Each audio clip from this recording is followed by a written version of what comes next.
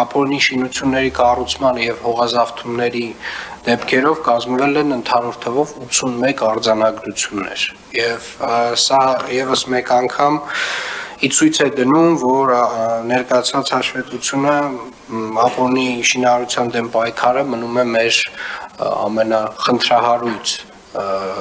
ծանցանքներից մեկը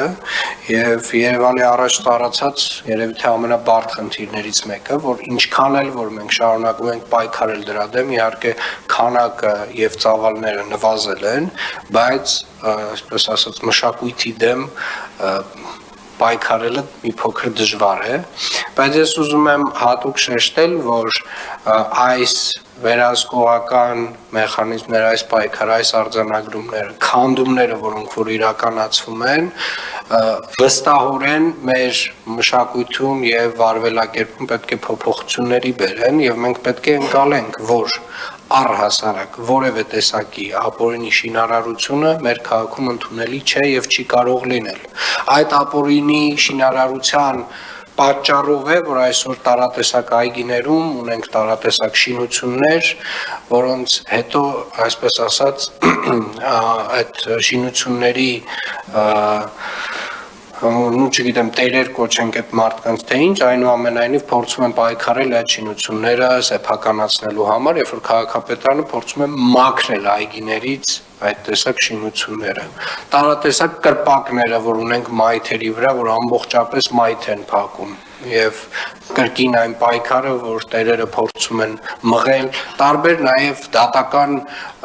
պրոցեսներ հարուցելով Երևանի քաղաքապետարանի դեմ, հարգելի գործընկերներ, սիրելի երևանցիներ,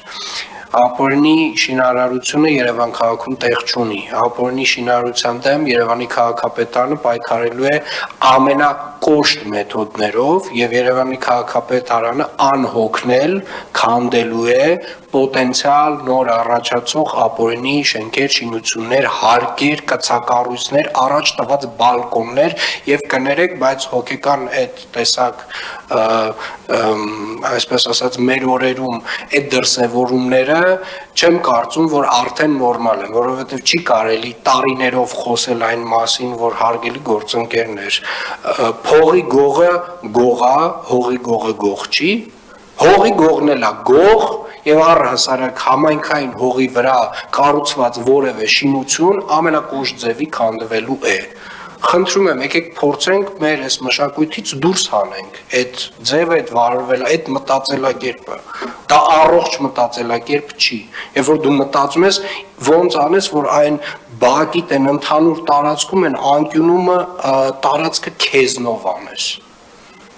Դու ունես, վստահաբար ունես համապատասխան մասնագետի հետ որոշակի քննարկման կարիք։ Դա նորմալ չի։